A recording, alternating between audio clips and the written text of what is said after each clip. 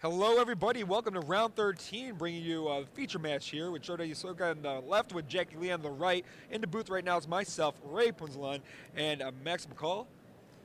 So we're joining the game in progress with Jackie Lee starting off the game with Silvercoat Lion. So we were just talking about how Bos deck is a very aggressive black-red deck. He has five of that Reckless Brute that you're seeing here. 3-1 must attack each turn, haste. Yep. He's very eager to start bringing the beats with that one. Spearing Silvercoat Lion right out of the way to make room for the Berserker to just crash on through. We were just talking about Fungal Sprouting, the 3G sorcery that puts a bunch of Saprolings into play based on the biggest creature you have, and how powerful in general all of Jackie's 1/1s are going to be against the must attack 3/1 card here. Ooh, goes with Deadly Spider for the trade-off. Rummaging Goblin replaces the Reckless Brute. So Jackie Lee drew a Pacifism for his turn. Right. Yeah, if she could go ahead and put on some of the bigger green men. Oh, there's Sarah Angel. That'll be a good creature in general. Large and in charge. Yeah, it was interesting that she didn't want to trade off her elf against the 3/1 last turn, but obviously if she wants to cast Sarah Angel, she needs all the mana she can get. And Sarah obviously is just going to be very powerful against all of Shota's Reckless Brutes because they're going to have to run right into it. There's the Arms Dealer, so there's one way to deal with Sarah Angel. You can throw away the Rummaging Goblin if he wants, the Arms Dealer itself.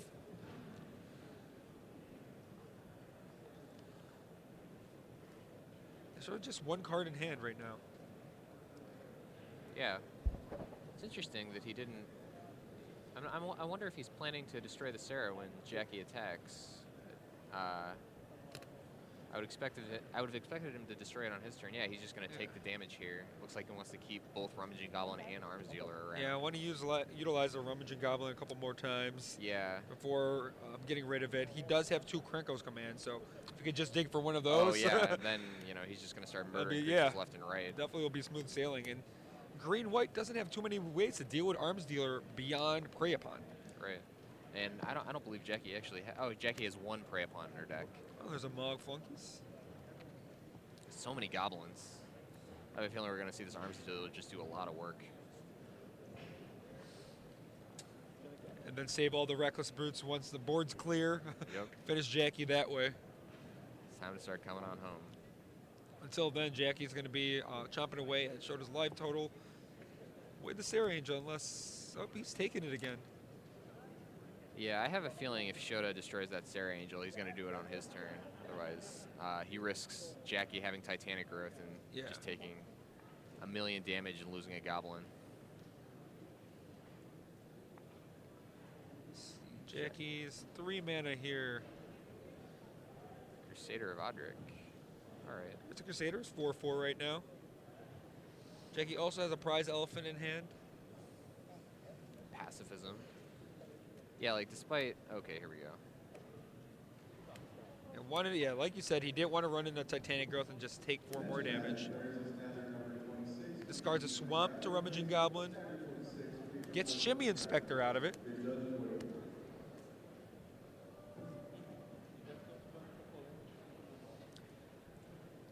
Yeah, Shimmy Inspector will let him put on a little bit of a clock here. Jackie might trade his Spider for it, but Shota knows he has those 2 Vampire Nighthawks in reserve, and if he can just find one, he'll stabilize the board quite nicely against this green-white deck. So I think we're going to see that Rummaging Goblin start throwing away any lands Shota draws before eventually being turned into 4 damage with the Arms Dealer.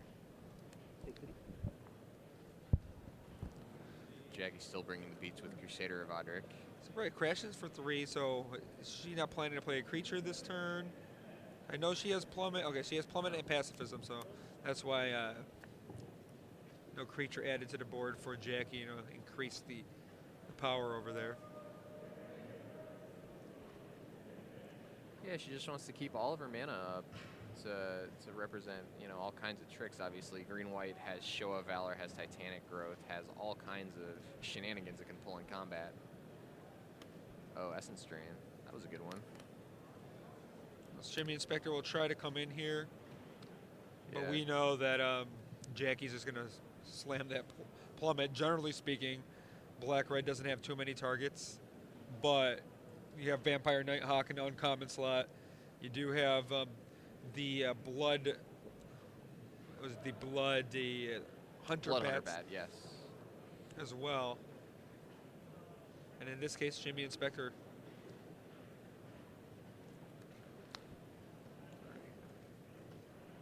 So Captain Crusader rather is just a 2/2 now. Right. Does Jackie have captain's call at all? Um, No. It's actually going to be hard for her to generate a ton of tokens for that Crusader, but she can just do it the hard way by casting all the elephants in the world. Just make it start raining 4/4s here.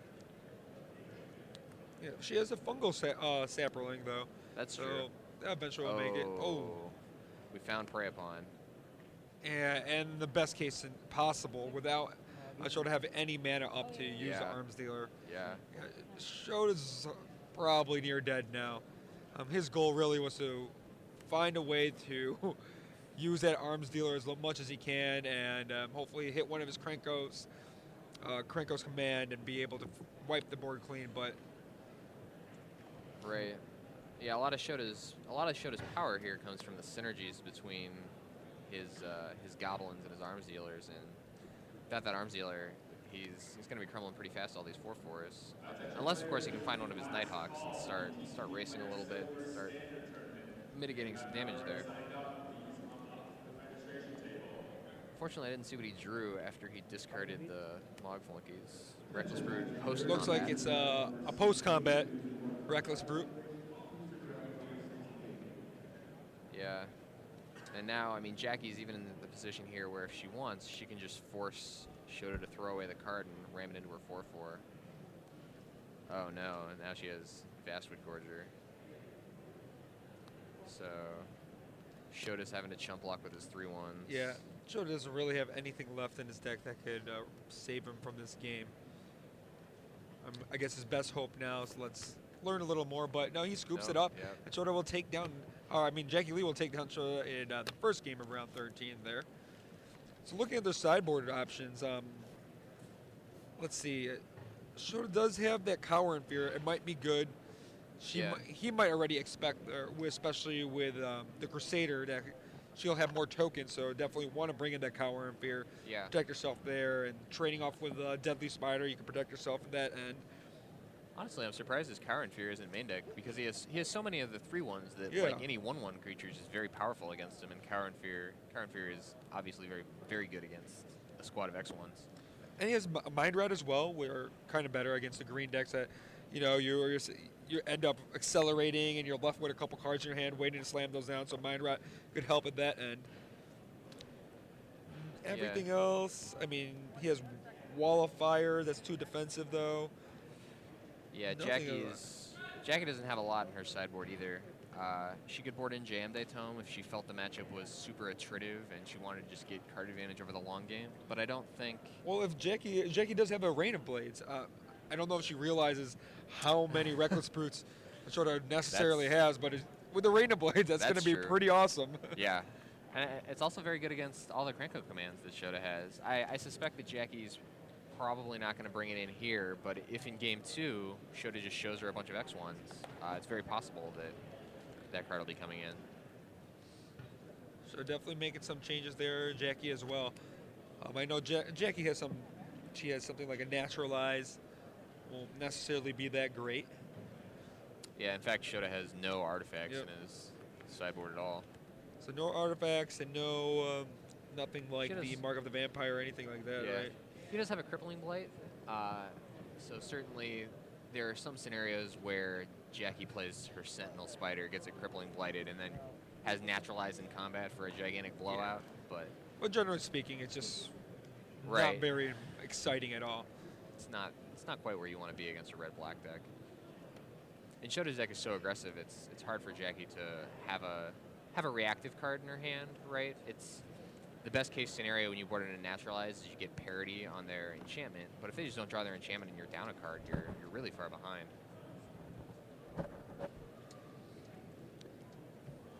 Yeah, so Yeah, the last game sort of just it looked like his deck was more controlling than it really Right, is. right. Because he was playing Arms Dealer and the way he was playing, and he played an Essence Drain.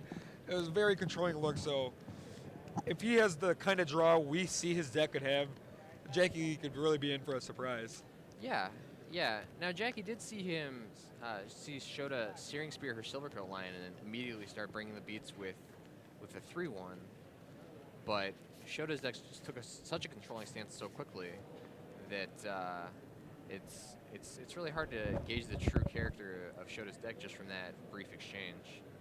So this game will be very interesting to see how Shota's deck, comes out and how Jackie can react to it.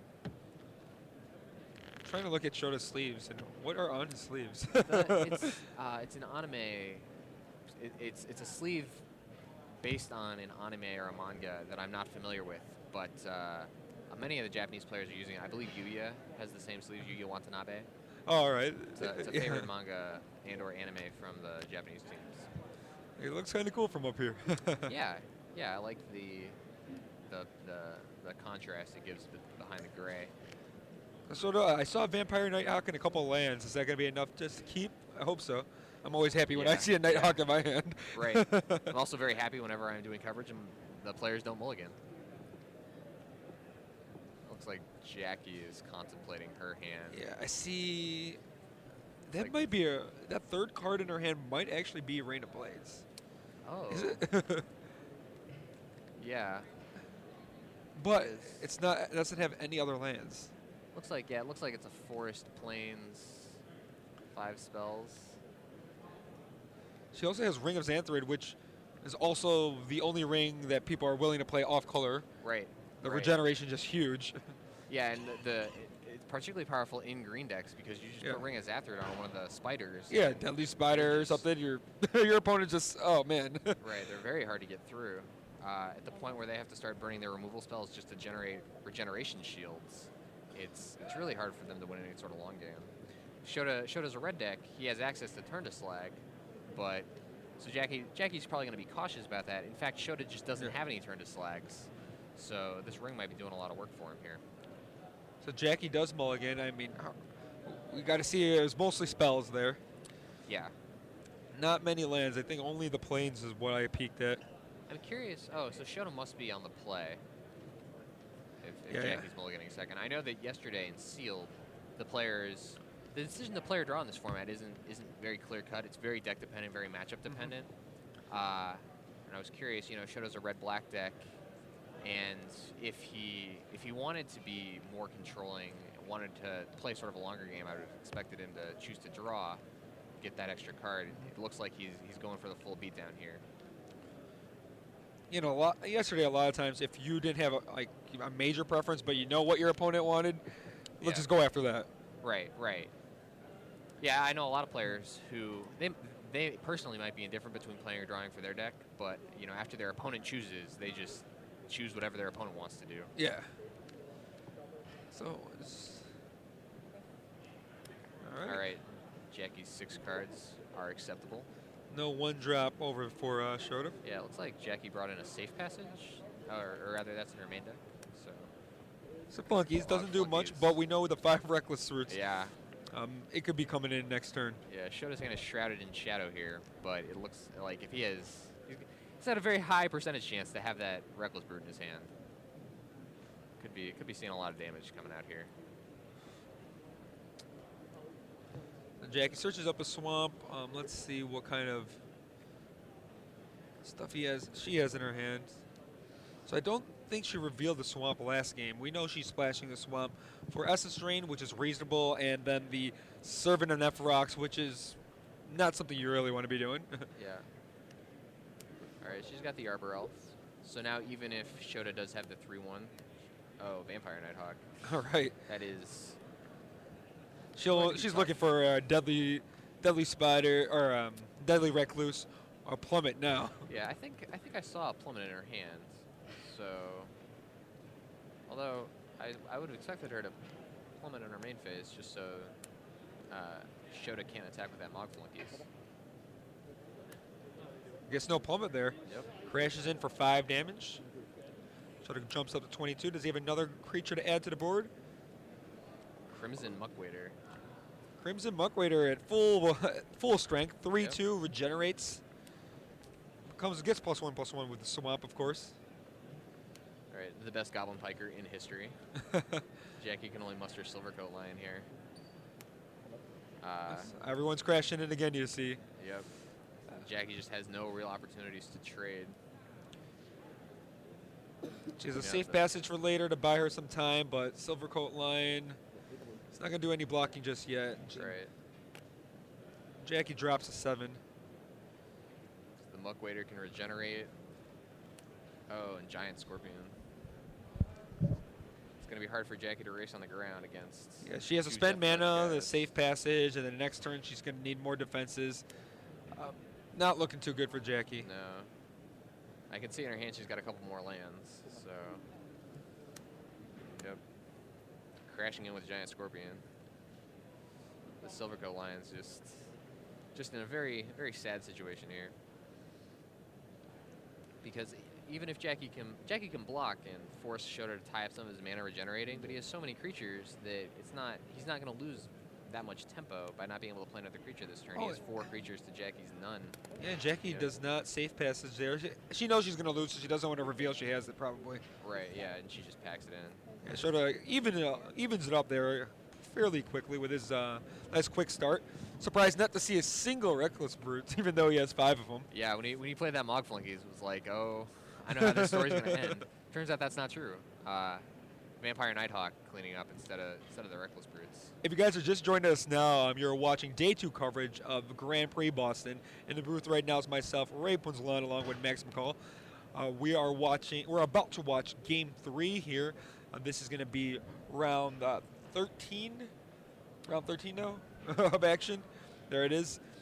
So this is the 4th round of Day 2, the 3rd round of the first draft. We ended up playing 10 rounds of Sealed yesterday because there were over 1,800 players here, and an extra round got added on to ensure that there would be a clear cut for top 8. Yeah, we needed precisely. It's important that anyone who makes Day 2 can go XO on Day 2 and make top 8. And it turns out that a player at 7-2 with poor tiebreakers might actually go undefeated on Day 2 and still miss top 8 if we don't add that extra round. Which is just really unfortunate, right? Like, you come all this way, you play your heart out, you rally back from a poor start on Day 1. Yeah, you have an expectation when coming to Day 2, like, I should be able to still top 8. Right, exactly. Jackie's going back to her sideboard here. I think maybe she's starting to think that Shota's a little more aggressive than she might have thought after Game 1. In Game 1, Shota's took a very defensive position with Arms Dealer and a bunch of goblins. Shota Rummaging Goblin that is a card you tend to only want to play if you're going for a long game. And Jackie might have sideboarded accordingly, and then, got beat down pretty quickly with Mog Flunkies and an assorted crew of Vampire Nighthawks and other goblins. And it looks like she's... Yeah, I can't see any other cards you'd really want to bring in. Maybe if she thinks she could outrace Shota, she could maybe bring in the Fog. So he comes in, Fog, and hopefully Alpha Strike back for the win. Yeah. Safe Passage is obviously just a better version of that, but having both could be an option for Jackie. Other than that, I don't see too much real changes she could do. Yeah, and I spoke with Jackie just before this match, and she's not super happy with her deck, and you can sort of see some evidence of that. Like Servant of Nephrox is typically not a card you're excited to be splashing for. She doesn't have a ton of sideboard options, just because the power in her particular draft was so low that it was just hard to scrape together enough playables. And I mean, even Shota has some solid sideboard options, but his deck goes in a different direction than you see a lot of the decks in this format. The Giant Scorpion we saw is actually a card that Shota brought in. Oh, okay. He's not starting a Giant Scorpion, which many people would say is one of the ideal 3-drops in black, but the way his deck is built. Yeah. On turn 3, Shota wants to be playing Reckless Brute and attacking. It wants nothing to do with his Giant Scorpion nonsense. But, in Game 1, Jackie played Crusader of Odric, played Prized Elephant, the 3-dub 3/3 that gets +1/+1 if you have a forest and has activated Trample. Yeah, when you're playing toughness that's greater than 3, you need another way around it. Yeah, Shota just wants to be able to handle all of Jackie's 4/4s. You know, he hasn't seen a Sentinel Spider yet, but it's very rare for a green deck to not have any Sentinel Spiders. This is just one of the best green commons. So see, Crippling Bite, Essence Drain, Mountain Swamp, Krenko's like Command, Krenko's and Command, something yep. else for Shota. He'll keep. Ooh, draws a Nighthawk for his turn. Never It's not going to a bad complain one. of that. Yeah. Jackie Very will rarely not have a am I 2-drop. unhappy to feel my Nighthawk. Crimson Muckwader comes right out. The perfect 2-drop for Shota there. And then we're going to see Nighthawk probably. Let's see if Jackie has the plummet already. Oh, she does. Oh, yeah, okay. A lot Get better that position. right Yeah, a lot of better position this time around. Now she just needs a way to halt the Muckwader, and she will with a prize elephant. Yep. 4 toughness will help that. Shota does have that Crippling Blight. Yeah, so you'll probably attack, let the elephant block, regenerate, and then throw in the Crippling Blight. Bam.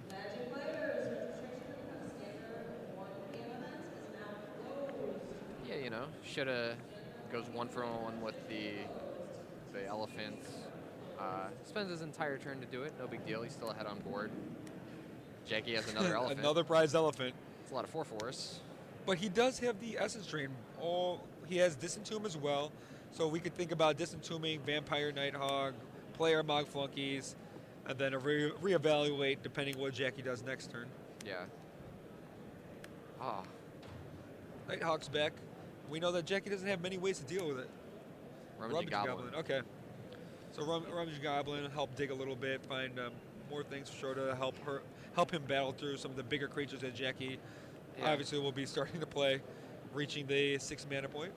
That Disentomb is out of the sideboard as well for Shota. Looks like he knows how powerful his Nighthawks are against Jackie's green-white deck. He wants to make sure that he can get him to stick around even through Plummet, even through Deadly Recluse, Sentinel Spider. So we have Vampire Nighthawk, and then are we going to have Krenko's Command or, yep, and Right. Krenko's Command. And now we're hunting for Arms Dealer. I would imagine that Shota's boarded out a lot of his Reckless Brutes here. Yeah, I realized they were not going to be able to fight through. Right. Jackie's got a lot of 1/1s. Yeah, he had cards like the Mind Rat, the Cower and the Fear, the Canyon Minotaur, the Giant Scorpion. So he had a couple options to get rid of those brutes. And Yeah, they're replace just, them you with- know, like, I guess if he had a Reckless Brute here, it'd just be pretty embarrassing against the 5/6 and the 4/4. Shota has another Vastward Gorger to follow up with his previous turn's Vastward Gorger. All right. It's a lot of fatties. Unfortunately, I can't quite make out some of the cards in Jackie's hand. Yeah, I see Looks the like Gorger. I see. Not sure what the other card is. But I'm sure we'll on see the in a other. moment here. Yeah, Shota on the other hand is his Nighthawk to chip away, the Muckwader to regenerate a little bit.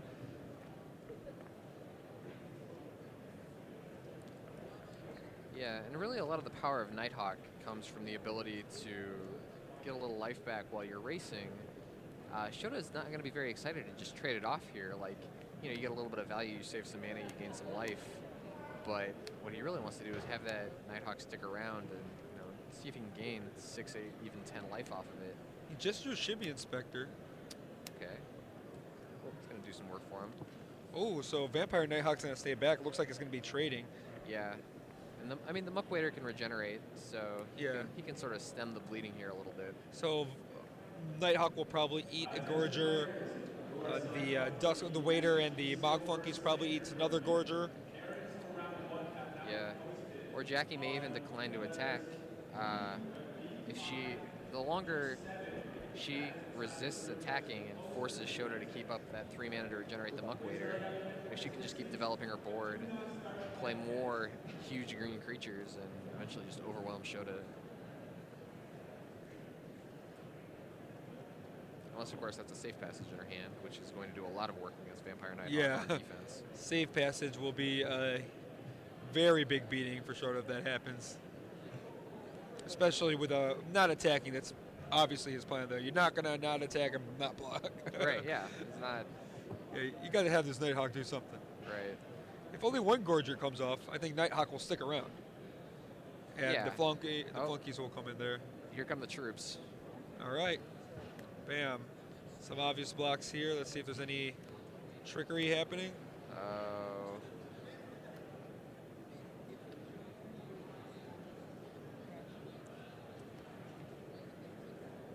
All right. Jackie's just going to let her Gorgers die. Picks up Nighthawk and flunkies. Still will take down Shota to 10 after the life gain of the Nighthawk. She still has plenty of gas to go. Shota does take 4 from the elephant, falls to 10. Silvercoat Lion. Wow. Yeah, these boards are a little more reasonable for Shota now. This Muck Waiter's regeneration ability is going to be helping out a ton. Yeah. And now Jackie doesn't have any cards in her hand. She's going to fetch out a Swamp without Evolving Wilds, I can imagine. Oh, so he's getting aggressive here. Yeah. You know, Shota still got some cards. He's got that Rummaging Goblin to dig for anything he might be needing. Yeah. The last card, let's see, he has Essence Drain and a Shimmy Inspector in his hand. Shota probably likes those cards. This Giant Scorpion will help get rid of the prize elephant if it decides to attack again.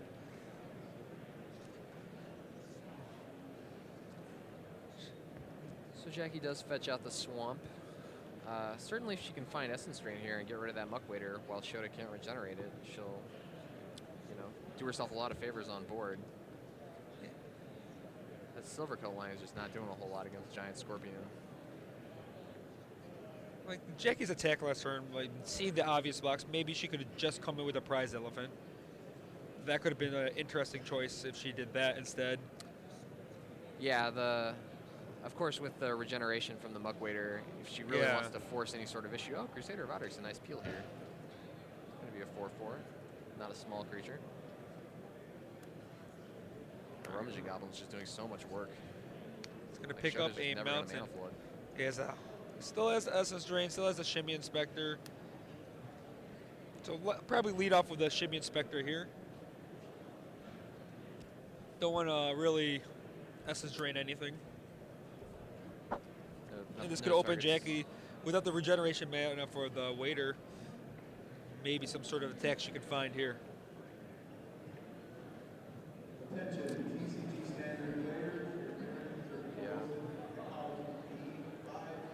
No attack. Rummaging Goblin will discard another land. Shota will dig deeper. Unfortunately, just replace it with another mountain. Yeah. You can see how much work the Rummaging Goblin is doing. You know, Shota's churning through lands very quickly. He's discarding, like last turn he discards Swamp, draws Mountain. This turn I think he discarded Mountain, drew Swamp. But, you know, he's just churning through the lands in his deck so quickly that he's going to find gas. And you can see Jackie's got 7 lands in play. It Shota looks like he's looking for the trade here. If he could trade with the Deadly Spider, or Deadly Recluse, he could Essence Drain the Crusader of Otters. Right. So Jackie will just take it. Yeah, it shows Shota the land in her hand. But he still gets to look through her deck. Right. All right, so look at Nazarize, a Sapperling, Sarah Angel. The Rain of Blades is clearly there. Seeing the position of the cards in Jackie's deck, I bet Shota's thinking, I wish I didn't touch that. All the good cards are on the bottom. Yeah. Yeah. Oh. Shota plays his 6th land. Is there anything in his deck that costs 6? Nothing particular. Just wants to be playing multiple spells per turn. Keep up, play a spell, regenerate that Muck Waiter. Jackie drew something. Sentinel Spider, maybe. There's a Sarah Angel All right. that we saw right at the bottom of the deck earlier. Yep. Getting hit by the Shimmy Inspector ended up being great.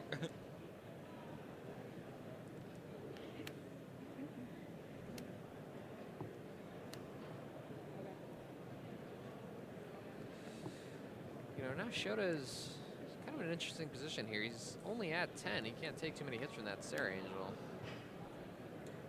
Muck Waiter. Oh. Well, maybe. Who knows? Yeah.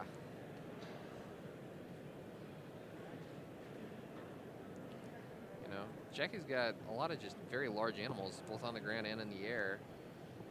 So if Shota can't find an answer for that Sarah Angel, he's got quite the board. Like, he can stop Jackie from attacking him between the Scorpion and the Muck Waiter, but it's really hard for him to push through damage, as opposed to Jackie, who can force the issue with, you know, she can trample with the Elephant. She can sneak through some damage just with an Alpha Strike even, once Shota's low enough. And in the meantime, you know, Sarah Angel's playing both offense and defense. You can see that Shota just can't find any good attacks here. He has to pass the turn. He knows he has to use that Essence Drain in combination to take down the Sarah Angel, but I think he may have reasoned that he wouldn't be able to convince her to block, and maybe the Deadly Recluse will just take one for the team.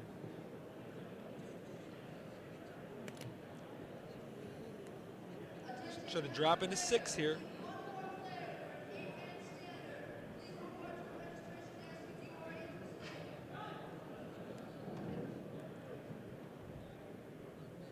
Comes up with Zatharid. Ooh, the Ring of Zatharid. The regenerate. Is that the Ring of Zatharid, or is that the ring? Oh, the Ring of Colonia. Yeah, the Ring of Colonia, the green ring. Yeah. Okay. That allows Jackie to add counters to Deadly Recluse at the beginning of every turn, along with giving the Recluse trample. It's very important that your 1/2 Spider has trample. It's going to be very important in a few turns. You know, after the counters build up on that, it's going to be really a significant threat. Jackie just shows the planes. Shota's not even going to bother to look at her deck. He remembers from last time. There is the Mog Flunkies.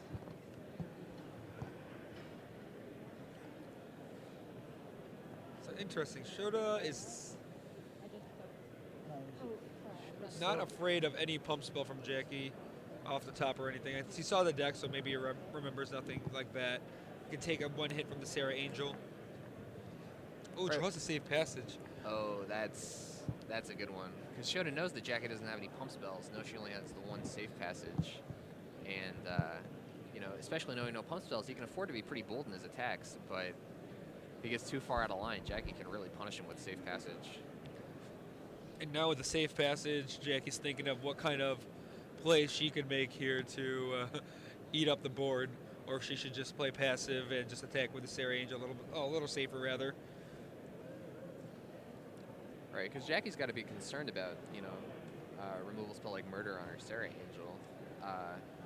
You know, Shota doesn't have one, but obviously Jackie doesn't know that, and if the Sarah Angel were to be destroyed, you know, Jackie knows that you go back into this position where neither of them can really force through any damage, and, you know, typically the red deck's going to have some burn spells going along. Yeah, so Jackie just decides to go to the Sarah Angel. So now, even if Shota Essence drains something, he'll still gain the life, but he won't be able to kill any creature. Right. Safe passage is going to prevent the damage from the Essence Drain. I wonder how Essence Drain is worded. I wonder if Shota will even gain life. Yeah, I think it's 2 separate instances. So I believe so. Yeah, deals 3 damage and you gain 3 life. Yeah, that's correct. There are some drain spells where if the damage is prevented, you actually don't gain any life. With Essence Drain, that's not true. But ooh, Arms Dealer. Now, this will be interesting because he can, if he waits till Jackie's turn, safe passage could do some work. Right. Well, he does have multiple goblins. He can activate Arms Dealer. Yeah. Multiple times. Yeah, Arms Dealer was a good card here. It makes things a little interesting. Yep. Oh, passes the turn. And of course, that's why Shota played his 6 lands so many turns ago. If he draws his Arms Dealer, he wants to be able to play Arms Dealer and represent multiple activations. He'll be able to respond to a safe passage still, so yeah, that's 1 plus.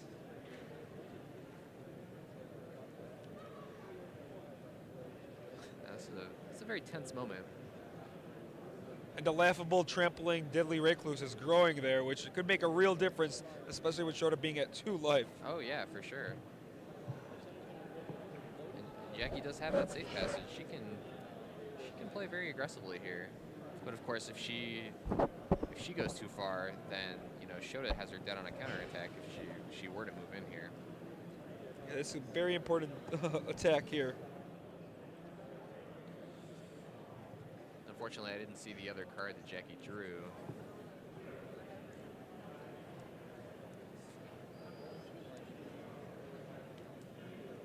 Oh, there's a Rain of Blade, but that does 1 damage to attackers. Yes. It'd be great if it just did 1 damage to, is it all attackers, right? It is all attackers. And unfortunately, she's not going to be able to use it to clear out the tokens from Krenko's commands to deny Shota his arms dealer activations.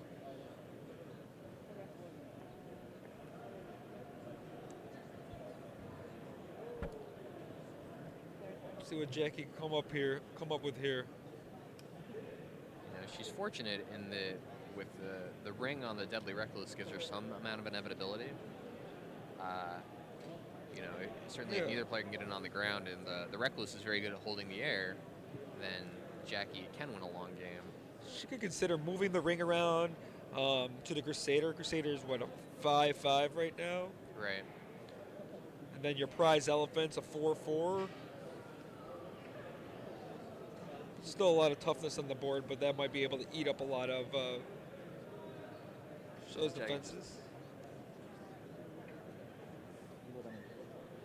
Also, Jackie only attacks with a Sarah Angel. Now she has to decide, is this the time I use my safe passage? Right. Shota just has so many goblins.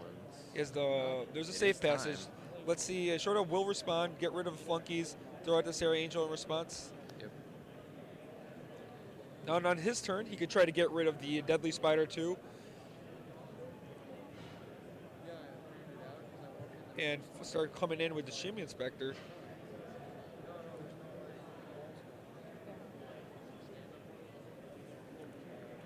There's this Essence Drain still in his hand. Shota has some options. Yeah, and the life gain from the Essence Drain is going to be very important for him. It gets him, like once he casts that Essence Drain, he gets out of range of 1 hit from the elephants. Did he draw a Krenko's command?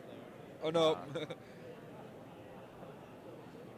Rummaging Goblin will be sacrificed to the arms dealer ability to get rid of the Deadly Recluse. Shimmy Inspector coming in for 2. Let's see if Jackie has an actual spell in her hand this time. Well, she has the Rain of Blades. Oh yeah, the Rain of Blades, that's right. Which she can't. She'll just play it to play it. It makes no difference if she plays it or not plays it. Right. She might not want it in her graveyard for whatever reason. But okay, she plays it.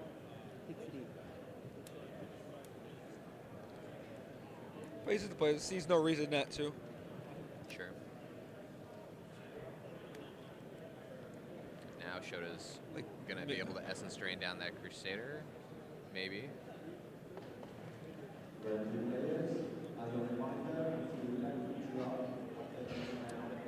Seems like a good time to do it before it grows.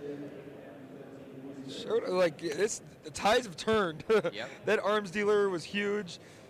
Jackie seemed to have a great card in the safe passage to protect herself, but with the number of goblins that Shota had, Yeah. He's crawling back into this game. Jackie's sitting at only 6 life without any defenses against the Shimmy Inspector.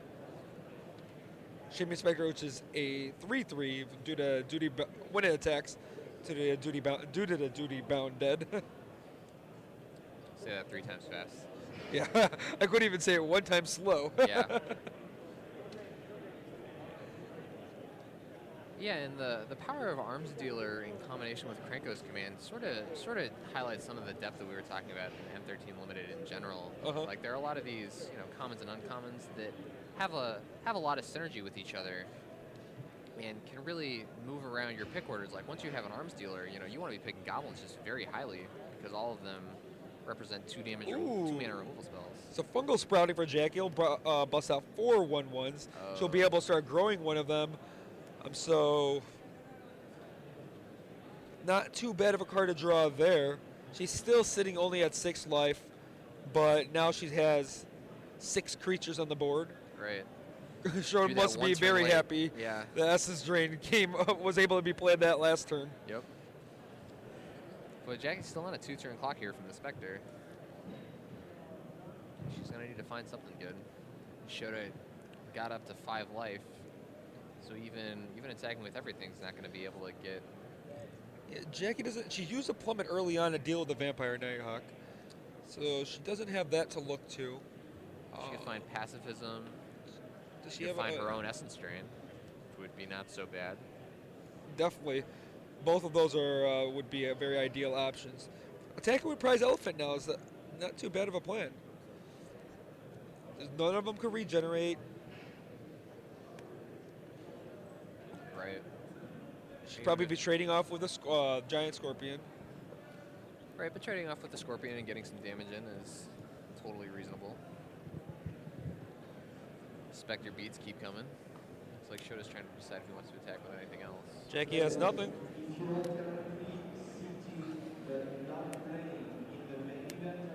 Ooh, and a rummaging. More goblins. Yeah, it doesn't matter what goblin it was. It was just another 4 damage spell. Jackie's gonna be in pretty good position here. I mean, Shoda's gonna be a very good position here. Yeah, unfortunately, I didn't see what Jackie drew. Just like turn your guys sideways, close your eyes. Let's throw them all into the red zone. Hope something comes up. Shoda just has so many arms dealer activations. Shoda also has to be careful. If Jackie has something like a Titanic Growth, right? If you That's plan, absolutely true. might be able to trample through. Yeah, he wants to be very careful here, absolutely. And it's also, you know, if he wants to activate his arms dealer, he's not going to have mana to regenerate Duty Bound Dead, and then Jackie's going to get another turn. The Simian Spectre can only attack for 2 then. All right. Shoda will start off by throwing the Rummaging Goblin at the Prize Elephant.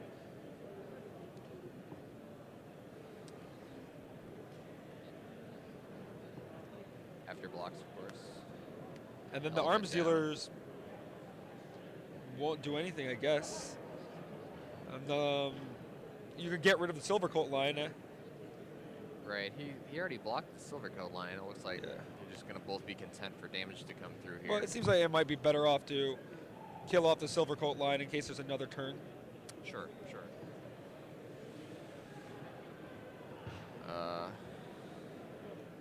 Looks like Jackie has a land in her hand. That's unfortunate. Oh, Shoda draws another Essence Drain? Multiple ways to win the game here, but safe passage could prevent both of those ways. That's true. All right. Congratulations, Bos Rd13 Yasookavs taking down Game 3 against Jackie Lee in round 13 here of Grand Prix Boston. His deck, it didn't look like it was going to be very good or